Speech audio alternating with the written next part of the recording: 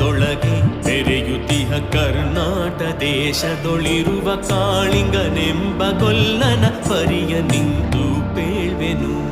ಧರಣಿ ಮಂಡಲ ಮಧ್ಯದೊಳಗೆ ಬೆರೆಯುತ್ತಿಹ ಕರ್ನಾಟ ದೇಶದೊಳಿರುವ ಕಾಳಿಂಗನೆಂಬ ಗೊಲ್ಲನ ಪರಿಯ ನಿಂತು ಪೇಳ್ವೆನು.